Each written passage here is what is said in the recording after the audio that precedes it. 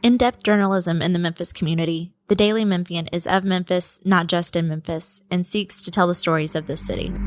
TheDailyMemphian.com. Truth in place.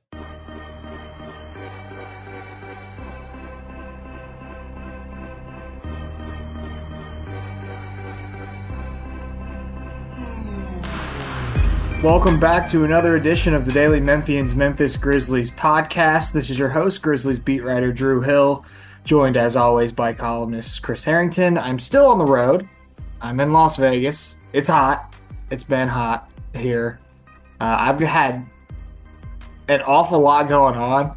I don't think half of people even realize, but it's been a heck of a summer league. We are now 5 games into summer league. Been at every single game so far. Plan to be at one more game before I head back. We've had injuries to now Cam Spencer, Jake LaRavia, Zach Edey, who hasn't played. An injury to myself, Chris.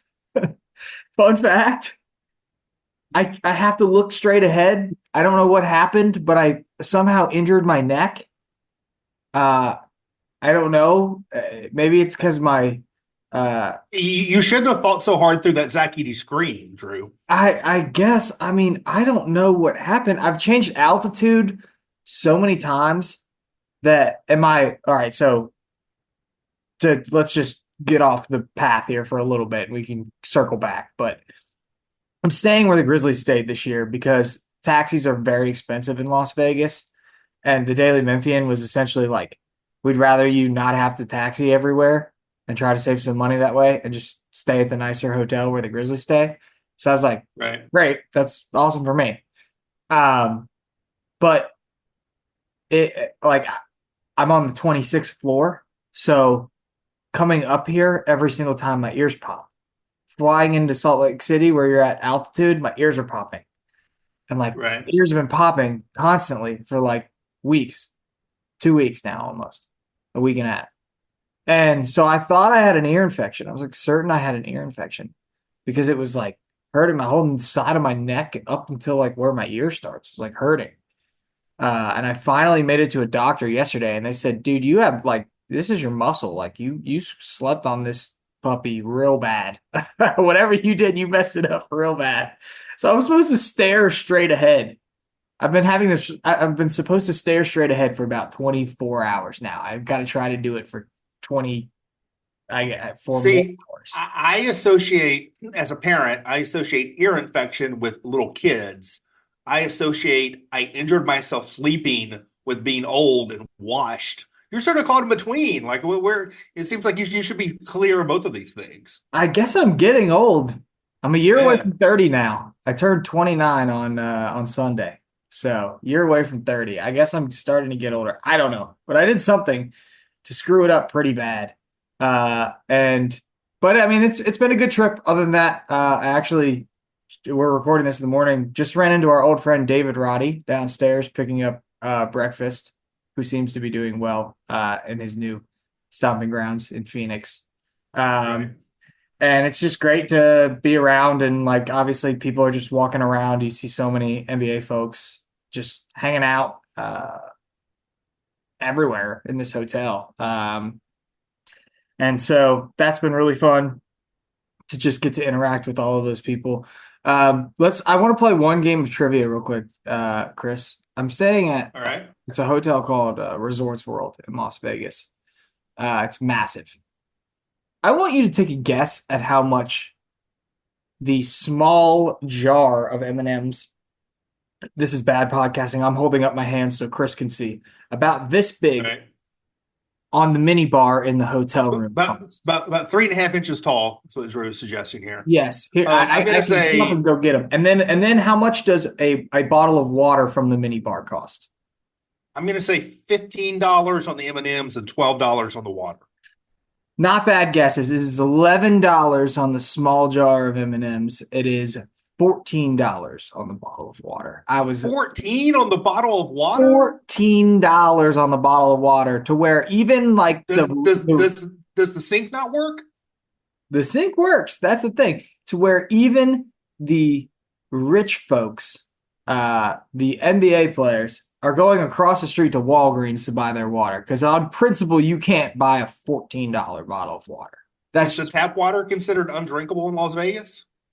I haven't tried to drink it. I walked across the street to Walgreens and bought a gigantic bottle of water, which I'm now holding up for Chris to see. That has lasted me a few days.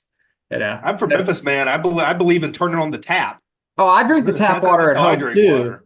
Yeah. I just don't. So I'm spoiled because I grew up in Louisville and then I moved to Memphis, and like those are like the top two cities in the country for tap water. And so right. I only know great tap water. That's it. But so trust me, I drink the tap water. I just haven't drank it here in the desert. I imagine it's not quite as good in the desert as it is other places. Anyway, well, let's talk some Grizzlies basketball. We should start with Zach Edey because he still hasn't played, and we can try to get this. Yeah, so let's handicap this. You got one more game to go to in person. What are the odds that you're going to see Zach Edey play basketball in that game? I think lower than 50%. But like let me clarify this. Because they play a back-to-back and they're only going to play him in one of the two anyway, and so why not give him an extra day? Is that your thought? Yes, that is my thought. I think there's a few things here that I do want to unpack because I know that answer is going to just make people angry. Sure. And I know that from social media, but I would say this is you got to remember Cam Spencer just got hurt. Jake LaRavia got hurt. Knee for Jake, ankle for Cam. I don't think we'll see either of them again, just based on guessing, because there's only 2 games left. It's a back-to-back. I don't know how much. Well, Jake in particular, he's a third-year guy, and he's played really well. So, I mean, if anyone is we've seen enough here, it's probably LaRavia. So my point is kind of, if there was ever a time to let the other guys get some run, and I mean that's been a talking point. Like eventually, some of these guys that they brought here that are like G League guys are going to play the minutes, right? I can see that. You let all those guys go Wednesday, and you come back Thursday and let Zach play with Scottie Pippen and Jalen Wells and GG and those guys maybe. Yeah. So I don't know. I'm going to practice here after this, and so I might have more clarity later on in the day. I want to talk about the Edey stuff because obviously there's a strong reaction to it, and I feel like it's so much different being here versus being an annoyed fan back in Memphis that just wants to see Edey on TV. Right. Like Edey's here doing stuff, right? He's in Grizzlies practice shorts and sweaty coming off the court. Like they don't let us watch all of practice, but we can infer that Zach Edey is practicing. The Grizzlies, this is another thing I want to talk about because as Edey's been ruled out in some of these games, the reactions seem to be like, oh, well, here we go again. Like he's going to be out forever. This is what they always do. They mislead. I'm like, I can't recall that many times. Seriously, I'm not just trying to defend the Memphis Grizzlies. I have no dog in this fight. It doesn't matter to me, right? But like outside of the Steven Adams thing, which was a pretty unique situation because it was to have surgery or not to have surgery, and then the decision is made not to have surgery, and then he ends up being out for the season. Okay. Outside of that, I'm not really sure that there's like this misleading thing that has happened. Like, am I crazy? Like they said Brandon Clark was going to come back late in the season. He did. No, you're not crazy. They had enormous amount of injury stuff last year, and that's frustrating. And some of the stuff is like a personality test ultimately. Some people have a tendency to be conspiratorial about stuff. And so in social media now as a platform, and this is true of things more important than sports, which we won't get into. But some people are conspiratorial in nature, and then social media gives a platform for those frustrations. And you've already entertained this more than I would have. He had a little bit of an ankle turn. He played through it. He played fine. This is not the playoffs. Like I want to see him too, but it's not that big of a deal. Yeah. I understand. Let me be clear because I'm not trying to alienate people that are listeners that may feel that way. I understand the frustration. I really do. It's been so horrible. Injuries have been awful. And And like, here we go again. Like now Cam Spencer and Jake. Well, I didn't people get the suffered chance through to so see him much. serious, but yeah. People suffered through so much meaningless basketball last season, pretty much all of last season, and now this is a chance to like watch. Even though the results don't matter, the play does. So you have a chance to watch some meaningful basketball and not seeing Zach Edey, like, there's other players worth watching, which we'll talk about, but he is the one who's most worth watching, and we've been able to see him once. Um, yeah. So I think that they were pretty happy with how he looked in that first game, which we already did talk about a little bit, I believe. And obviously that is good. But he's moved it maybe even better than they thought, in terms of moving his feet and stuff like that. So that's all great news for the Memphis Grizzlies. I don't think that there is any real concern there. There hasn't been any basketball red flags, I guess, to this point. Now there's a long way to go. He's only played one summer league game, but I would say so far they've been pretty happy with what they've seen from Edey. Feel pretty good about what he can do. I can tell you that the other Grizzlies guys are pretty pumped to have him. I've as just wandering around, having the chance to talk to some of these guys. The more I won't say any names, but the more experienced veteran players seem pretty happy and fired up to have a guy like Edey coming into the team based on just screen setting alone and what they think he'll be able to do. So that is all great. I don't know if you had the chance to read my piece, Chris. I wrote a little bit about Zach, his background, his life since we last talked. The fact that he drives a Kia. Gigi told on him. Zach drives a Kia. What have you What taken away kind from of key? him? What kind of Kia is I this? don't know. I need to ask him. Yeah, I didn't ask him which specific kind of Kia. It could be a Kia SUV, but still, regardless, how does he fit in a car? How does he fit in a hotel bed? I don't know, man. You ever thought about that? It's one these the vehicles are supposed to be one size fits all. You adjust your seat, whatever. But I don't. I think even trying to make products for all people. I don't know if you're thinking about a 7'5", 7'4", 300 pound dude. Yeah. Take the front seat out, drive from the back seat. Right. Um, anyway, I thought that was an interesting piece. I liked writing about Zach. I had a blast doing so. I still have some more stuff coming. Again, like I was explaining earlier, I've had a lot going on here, so I haven't even gotten to everything. It's all coming out a little bit slower than I would have liked, but it is still coming. I've also written a big thing on Cam Spencer, which is soon to come out. And the talk of summer league around him is that he's a little crazy. Like he is Right. so, I guess the mindset is so strong, and the attention to detail is so strong that he is just strikes people immediately as like one of the most intense people that they've ever met. And this happened when having a conversation with me and Kelsey Wright Johnson. We were talking to Cam Spencer at practice the other day, and he was talking about Santi. He was actually college roommates with Santi during COVID, so they were stuck together for years in the same room and became extremely close, closer than I think anybody really realized at first. But Cam Spencer also, every time you ask somebody about him, they say, "Oh, he's a dog. He's a dog." And Kelsey said, why do you think people call you a dog?" And Cam Spencer looked dead serious at the both of us and said, "Because I would die to try to win a basketball game." I found that to be like serious though. This isn't there was no sarcasm in that comment. I would die to try to win a basketball game. And I was like, well, Right. that now I'm starting to understand a little bit what the Cam Spencer spirit experience is like. But what have you made of him overall? What have you seen from him on the court? He's an interesting player because he has been consistently productive in all these games. Like he's been productive at different levels in every game he's played. And sometimes you see a guy just like, that game was nothing. There's no nothing with him. He's been productive in every game. It's no surprise that he's like a really good basketball player. We just saw that at UConn.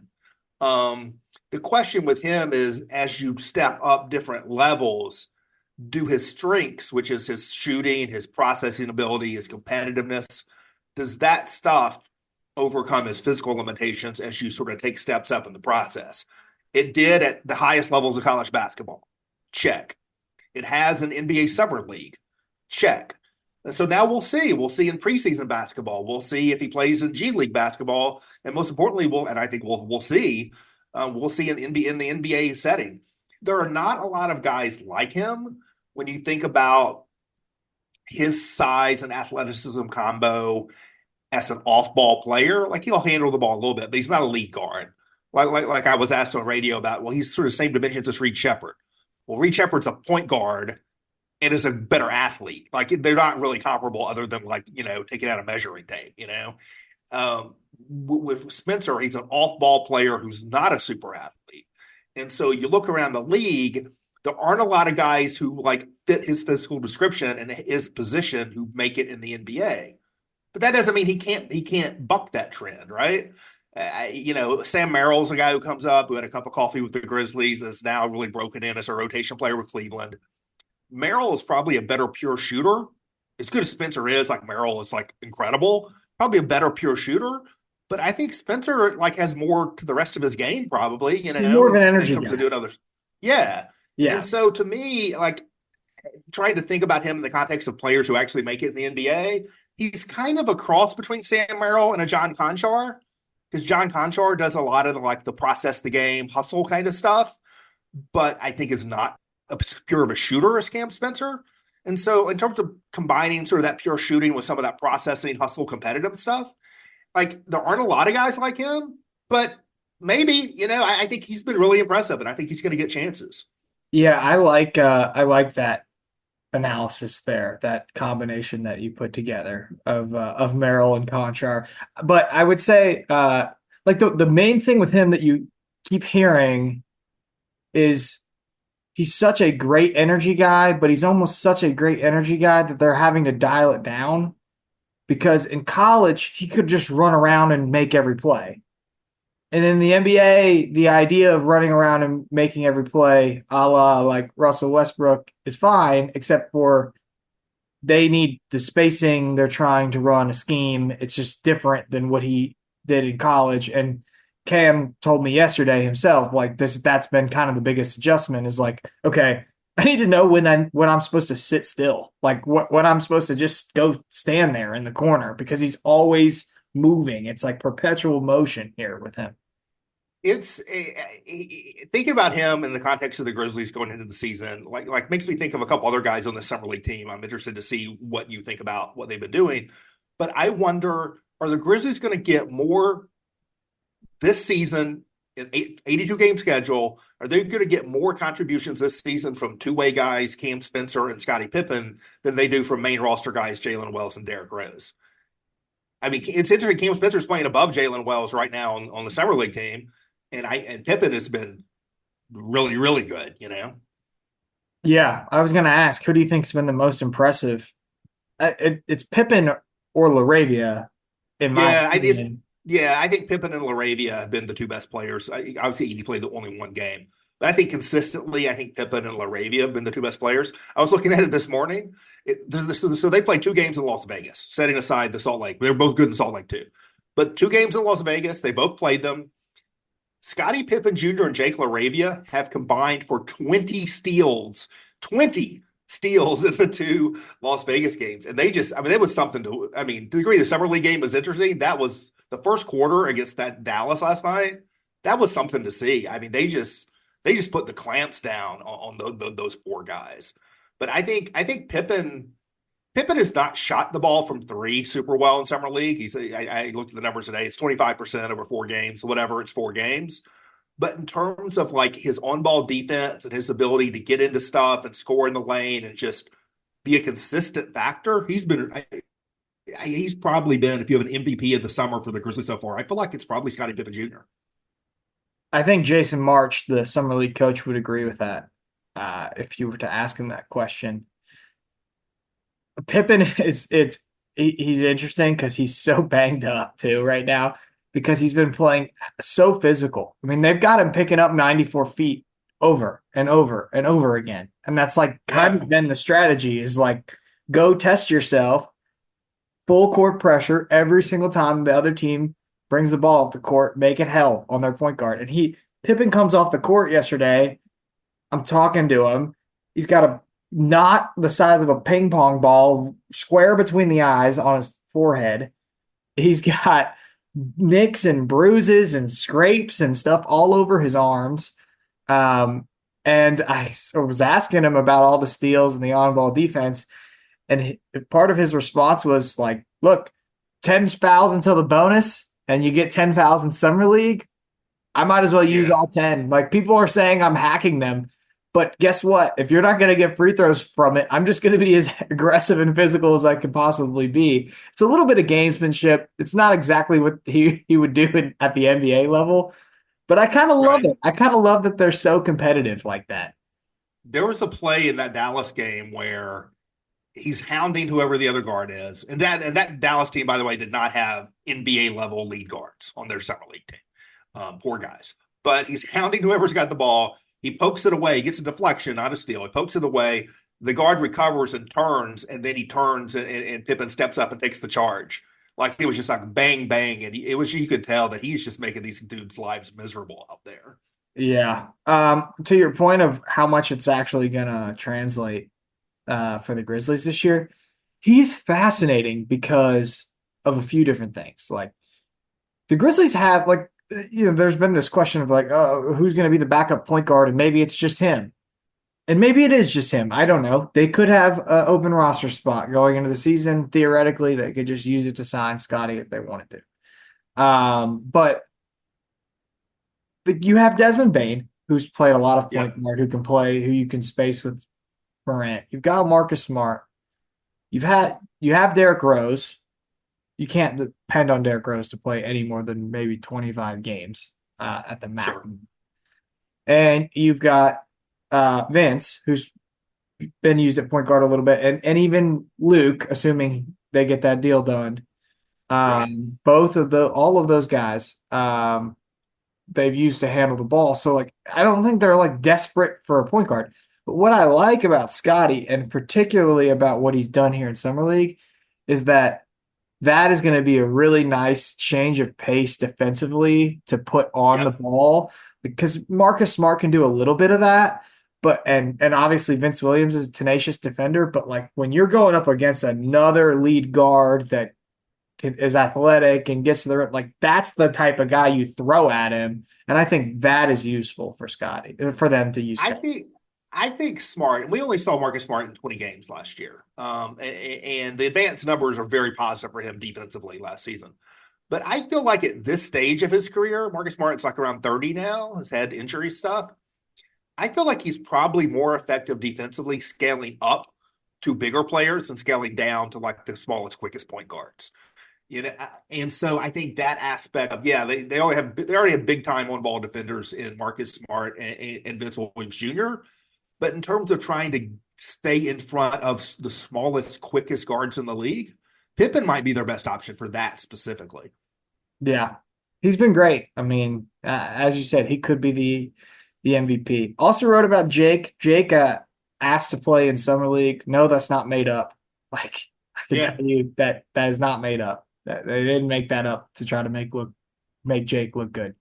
Jake really did ask to play in Summer League. I saw some people asking questions about that. And it was a matter of, he felt like he played really well to end the season, and he did. Like, the last 6 games, he was really great to end the season, and he wanted to kind of roll that over into in the next year. And so this was sort of his opportunity to be on the court. And he's looked pretty good. I mean, he's looked like an NBA player among a bunch of guys that are trying to make an NBA roster. And so there's nothing that I think that's been so outstanding that makes me feel like we need to spend a lot of time on Jake. But I do think that what he's shown here in Vegas and in Salt Lake has been pretty good. Yeah, I mean, the first rung for him is just proving you're an NBA level player. And people had a lot of doubt about that midway through last season, his second season. I think with what he did down the stretch in the regular season and what he's done going into the Summer League, he looks like a real NBA player. There's a difference from being a decent 13th guy versus a decent 9th versus a decent 7th. I mean, that all is to be determined. But you got to start with the first thing, that like, you're a real NBA player. I think he's shown that. Yeah, I mean, like, I'm not going to hide here. I had my doubts about whether or not Jake LaRavia was going to be somebody that stuck and was someone that were even going to be interested in keeping around on the Right. roster for an extended period of time. But I think he's gone out and proved that he can do it. And the confidence is just different now. It just feels different than before he hit that good stretch to end the season because the injuries were so disruptive for him. And Jason March made it a point to say, Jason March, who's coached Jake a lot down at the G League level with the hustle, made a point to say, if you were part of, like, if you saw these practices, if you were around to sort of watch this, I don't think you'd really have doubts that Jake belongs. It's more just that it's been interrupted so many times at this point that Right. it boiled to a point of frustration where it was actually affecting his play. And then like once he was finally able to kind of put that behind him, he was able to turn it up a little bit. And so Right. he's been good for sure this year. Does it surprise you we've gone this long? We haven't really talked about Gigi Jackson. We will. We'll get to Yeah, G. but it's sort of interesting that he's and we can get into it. I don't think it's been a bad summer league for him, No, but it's been a thing where he is not leaping out as the story of the team. no. Okay. If all right, let's do this exercise. Let's do this exercise. I mean, we said the MVPs are going to be Pippen or LaRavia, but like, let's just give like a So far. top 5 most impressive, and we might have to go to 6 because I may be leaving somebody off this list. But like, let's do Gigi, Jake, Pippen, Jalen Wells, Cam Spencer. Who am I forgetting? Who am I leaving off? Zach Trey Edey, are we Jemison. including him or No, was we're that to not. We're not decide? going to include Zach. We're not going to include Okay. Edey. He's Trey played Trey one. Jemison. Trey, Yeah. Trey Jemison. So out of those 6, I would say I'll go first. I would say Pippen's been the most impressive. Yep. LaRavia next. Yep. I'd go Cam Spencer behind him, Trey Jemison, Gigi, and then whoever Jalen Wells last on the list. So you said Jemison, then Gigi, then Jalen? Yeah, it's close though. Those 3 are close. I think you're overrating. Well, Jemison we can talk about too. I've got some thoughts about him, but I think you're overrating Jemison on this list. Cam Spencer has been more impressive than Gigi relative to expectations of the players, and I think he's certainly been more consistent than Gigi Jackson. Well, that's how I'm rating this Yeah, relative yeah, to yeah, yeah. Yeah, expectations. no. I understand what you're saying. I'm not I saying that think he's better than Gigi Jackson. no. Yeah. No, I think relative to what you thought you were going to see coming in, or yeah, no, I'm not really quarreling with your Cam GG ranking there, given the context of the list. I I think the thing with Gigi is he was terrible in the first game in Utah. Shot 0 for 10 from 3, forced all kinds of bad shots. He was a mess. Game 1 of Salt Lake City. If you take that game out and sort of set it aside, I think he's been pretty consistently productive. He had one other bad shooting game overall, but the 3-point shooting has been pretty consistently decent since that 0 for 10. He's hitting the boards, he's getting rebounds pretty consistently. What I think setting aside the game 1, which I thought he was terrible, what I like is that he has forced the issue less since game 1, and he's been more playing in the flow. And the fact that like he's just sort of playing in the flow and getting some points and getting rebounds, and like it's kind of the way he's going to have to play for the Grizzlies, right? And so the fact that he hasn't leaped out as much to me is not as much of a bad thing, because he has been productive by being just one of the guys. And I think the story for him initially is going to have to be, you got to be productive being one of the guys. Yes, it has been I should, again, because I know people, there's such a tendency to overreact to the GG stuff. Right. Like, it has been a successful summer league by far for the Grizzlies. Yeah. Like it's been great because no one has looked like like they don't belong. Like everybody has pretty much played well. So the players it's not a reflection at all of that. It's that Gigi had such high expectations coming into this thing. And if he was making those shots in that first game and blowing up and exploding, we would be talking about Gigi. We would have led the show with Gigi Jackson. And he's not been bad. He's just been what we expected him to be. I think the summer league has been a good sort of helpful reminder on Gigi. Like he's been way better than he was a year ago in his first summer league. Like worlds better. It's just that I think the way he finished the regular season for the Grizzlies, which was a weird basketball context, sort of set expectations probably a little too high in the near term. And I think the summer league has been a reminder about where he really is. He's a 19-year-old whose game is developing, which is what he should be. And he's way ahead of where he was a year ago. He is way ahead of where anyone really expected him. Most people expected him to be when the Grizzlies drafted him. He is way ahead of all that stuff. It's just that I think that the last month or so of the regular season, I think, sort of oversold the case of like where you should expect him to be going into his second NBA season. He's in a great place relative to where he reasonably should be. Yeah. He's been good. He has been good. And I think rebounding was a big part of this thing. And I think that's been very encouraging to see. But again, I think everybody's played well. Did you have thoughts on Trey? Because Trey, he's not going to be the type that's going to fill up the box score, but I can tell you from talking to the folks that are coaching the team, they're pretty satisfied with what they have seen because he's moving people around. He's really physical. Right. He's been able to hang with Edey. I don't know if he's ever going to be some jump off the page type of player, but I think he's had a pretty good summer league. At least that's the sense I get. I'm a little torn. I do think he's had a good summer league. I think he's been good. He's not been great. And the more I look at Jemison, the more I start to wonder if he's a little bit of a tweener. And now usually when we talk about tweeners, we mean position, like you're called, are you a 4, are you a 5, are you, I'm not talking about that.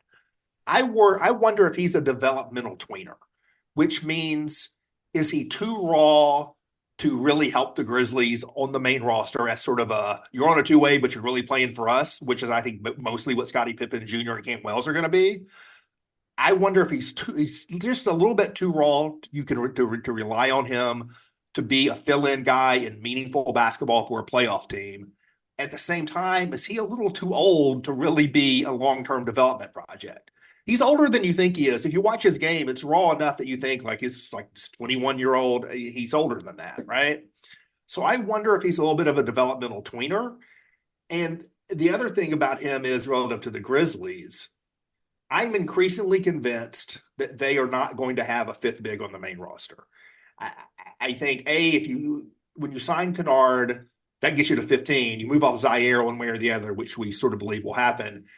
I think they're going to be so close.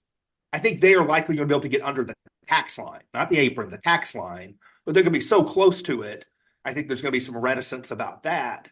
I also think that the free agent market at this point, there's no bigs out there worth signing to a guaranteed major role. I mean, they're all gone. So there's no one to sign. And so I think they are going to rely on that two-way spot to be the fifth big. And I think if you're and this is me talking, by the way, this is not something I've gotten from anyone else. If you are relying on that two-way spot to be your functional fifth big, the way I think you're going to rely on Scottie Pippen to be sort of a functional backup point guard, I just don't know if Jemison's ready to do that. And I think they could look around and find someone, whether that's now or whether that's after training camp. Remember, Scottie Pippen Jr. was at Lakers training camp, and suddenly he's available. I think if you look around, no, it's got to be someone two-way eligible. But I think there will be someone two-way eligible who is closer to ready that they could sign in that spot. That would be my prediction. Hey, if they have a roster spot open, you could call our friend. No, I'm talking. Yeah. No, I'm talking about. No, I'm just joking. Obviously, it could be Jemison. Jemison could open the season on that two-way. I'm not saying he won't. I think they like him. I think he's done well in summer league. But when I read the tea leaves and try to pull the threads together and sort of see the game board materialize, whatever metaphor you want to use, the path I see is the path where they want someone who's more of a sure thing to be able to help them in games this season. Yeah. I can see that. They've also invested some time into this guy already. That's true. This is true. Naturally, there are feelings there when he's one of your guys. I think there's going to be arguments on either side of that question. But I do think it's unsettled in a way that like Pippen and Spencer are not unsettled. He has the physical tools to be a useful player. Now, the rest of it has got to go along with it, but you got to start somewhere. And I'd rather have somebody that's big and strong and can move people Right. as a starting point for whatever that last big might be. But I would agree with you. Like, feels like And it depends partly on what else is out there. Is there going to be a front court Scottie Pippen Jr. who just pops up, on the market? it also just depends. Like, if they move off of Zaire, like we've been saying, we think that they probably will, and they sign Luke. Then if you move off of Zaire, is there any way you can get something? I don't know if you would, but like just another throw in big, like that wouldn't hurt. Right. It just depends. And you've obviously got to maneuver money, but like, yeah, there's still some things to sort out there. I think Trey has the physical tools to at least give him a chance. So, and I think I agree. he's been good enough in summer league. Last one that we haven't touched on of that group. You never gave me the 6 in order, by the way. But the last one Okay, so I'll go Pippen, LaRavia, Spencer, again, based on this specific criteria. I think that's right. I think Spencer, Jackson, Jemison, Wells. Wells had the one great game in Salt Lake City, but he's had stretches where he's been pretty invisible in summer league, I think. Yeah, he's definitely still trying to find his footing. I'm going to write about him soon as well. I met his family and really enjoyed talking with his dad for a while. And he has a really fascinating story, actually, because he was like a very good high school, and I'm not going to spoil the whole story, but he was a very good high school basketball player in like the Sacramento, Fresno area. And still ended up at a Division II college because of the state of college basketball as a result of COVID. Like, because as he was, I guess, getting into college basketball, everybody was being gifted an extra year of eligibility, and the schools that were recruiting him all of a sudden took their players back and no longer had spots open. So he ended up at Division II, and then moves on to play at Washington State, and then moves on to play for the Grizzlies. I mean, the hope is that he'll be just a prototypical NBA shooter. I know he desires to be more than that, but I don't think there's anything that's like alarming that we've seen. But it's I agree. I mean, again, the worst of him has been there's stretches where he's been sort of invincible. There's worse things to be than invisible. There's like actively like you watch and you go, oh no. Right. That has not been the case with him. It's just been stretches where he's not really in the mix of stuff, Yeah, he's just having a hard time getting the shot to fall too. And when you are a shooter, that becomes a difficult challenge. I don't know. We'll see. We'll see what else he's got. I'm sure he'll get chances to play during the preseason, and I would imagine he's going to play these last couple of games. And we'll see who else plays on the roster. The Grizzlies have outwardly said that they expect Edey is going to play another game. I personally hope that it's tomorrow on Wednesday. Right. I wouldn't guess that based on the way that the schedule shakes out, because you could give them another day's rest. Do you think the Grizzlies have any interest in playing for a Summer League championship? I feel like most of these teams don't want to play for a Summer League championship. No, I think Cam Spencer probably does. Oh, Cam Spencer definitely does. I can Right. tell you that for a fact. You'll read the piece that comes out later today. Right. Maybe Jason March does, get that Summer League ring or whatever. Victory. I don't know. Well, the other thing about the Grizzlies, I was actually talking about this with our friend Keith Parrish. Hey, maybe that's what's really happening here. Maybe they're saving Zach Edey for the championship run. Maybe. Yeah. But I was talking with Keith. It's like, it's like you look at the Mavs, you look at the Nets, like the Summer League rosters that they brought here. There's like nobody of intrigue on those rosters at all. And it's just funny because like the Grizzlies, like even their G League guys that they brought here are pretty good relative to like G League guys and have played in the NBA. I'm talking about like Isaiah Miller has been pretty good, by the way, for the Grizzlies when he's gotten in the games. And Timmy Allen and like those guys, they can all play. So I don't know. Maybe the Grizzlies will play for a Summer League championship. They probably got to get past the next one if they don't use their guys. And if they do, who knows? They could be playing for a summer league title. Have you, as we start to wrap up, have you taken in any other games, non-Grizzlies, or has Grizzlies been plenty for you? I've taken it a little bit. And by a little bit, I mean I've watched one other game, and that was I watched most of the Pistons and Rockets game. And I watched the tail end of the Rockets and Lakers. Reed Shepherd is very good, Chris. Like very good. You know?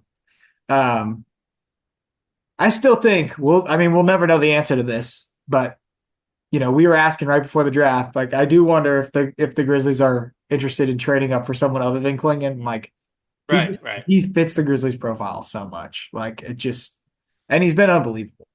So that would have been quite the draft pick. But Edey is plenty interesting himself. And Castle was good before he sort of got set down with injury, and so like those are two guys college basketball experts that we are. You more so than me. Those are two guys we were in agreement on that at the top of the draft we really liked. And they look it so far in summer league, both of them. Yeah. Have you taken in any other games? No, not really. Just highlights and box scores. To me, the award, the Too Good for Summer League award, goes to Jaime Jaquez. Yes, he's the one he's had sort of ridiculous summer league box scores. I caught the end of that game too yesterday, the Heat game. Who was the Heat playing yesterday? I don't even remember. Khalil Ware's been good too. Yeah, he has been. But he's also staying at this hotel where I am. He's not nearly as big as Edey. Like, he's small compared to Zach Edey. Right. It's wild. How big Edey is just crazy. Like, there's a few players that strike me as like, wow, these guys are really tall. Gigi always strikes me as taller than I thought he was. Like, every time I stand next to Gigi, like in person, I'm like, oh, he's a little bit taller than I visualize him being on TV when I watch him. Edey is like gigantic, even compared to what he looks like on TV. He's got 1.3 inches on me, and I'm 6'1", right? And so it's crazy to stand next to him and have to stare straight up, because I don't even have to do that from Jaren or any of those other guys. But Edey is just that massive. And he's so famous. Like, that's the other thing, is there are so many Zach Edey fans. And I might have underestimated this a little bit, but like, he's sitting on the Grizzlies bench in Salt Lake City, and there's kids running down the steps to come yell at him during the game, and he's like getting swarmed by people. He's sitting on the bench yesterday in the smaller gym at Thomas and Mack. It's called the Pavilion, the smaller gym where they play. He's on the end of the bench, and he's got to have Grizzlies security behind him because fans can walk back and forth right behind the bench. And like, there's all these people yelling at Edey, trying to get him to turn around and take a picture, like, during the game. And that doesn't happen for a lot of it happens for some of the top draft picks, but Edey's like a little bit of an exception. Like, he was so good in college basketball that he's become so famous now. And it's crazy the way that happened too. I was talking about this with Jeff Calkins. Like, they got popular. You were there, right? Because they lost to a 16 seed. Like, and that's kind of put Edey on the map, I think, for the casuals, right? And then he comes back and has this unbelievable season, wins Player of the Year again, and makes it all the way to the national championship game. Well, now you have a super famous college basketball player, and it's rare. How famous he is. It's rare for guys at that level to stick around long enough to get familiar to people, right? I mean, you'll see guys who are 4-year guys who are like great college players, but they're not the kind of great college players who are also going to be top 10 picks of the draft. It's going to be Oscar Tshiebwe or something like that, right? And so for a guy to be a 4-year college guy, dominant college player, and then be a lottery pick, that just doesn't happen much anymore. Yeah. So that has struck me for sure. Being here, I have not won any money. Don't come to Vegas thinking you're going to leave with more money than you started with. That's not the business model in Vegas. Is for you to win money. So that hasn't happened, but I haven't done much. Again, my neck, I can't even barely move my neck, but we'll get through it. We got one more game, one more practice, one more game. Be on the lookout for our stuff. Go read the piece about Zach Edey and Gigi that I wrote. story about Gigi taking Zach Eady to South Main Sushi. Have you ever been to South Main Sushi? I have not, although the owner is sort of a family friend of my sister-in-law. And so I know Dude, her a little bit, but I have not eaten there. I haven't either. Shockingly, as someone that used It's to live long been in- a popular place among NBA, among Grizzlies people. I don't like the Anthony Melton would go there. Jaron, Yeah. I'm pretty sure, is going there. Gigi loves it. That's like his favorite spot. Maybe I'll ask Gigi today about what his order is at South Main Sushi. So yeah, go read that. Go read the stuff on Pippen and Laravia that I've done, and then should have a Cam Spencer feature coming out for you guys sometime today. By the time you listen to this, the Cam Spencer piece will probably be up. And some more stuff coming. But that's going to do it for us this week. As always, thank you for listening. For Drew and for Chris, we're out of here.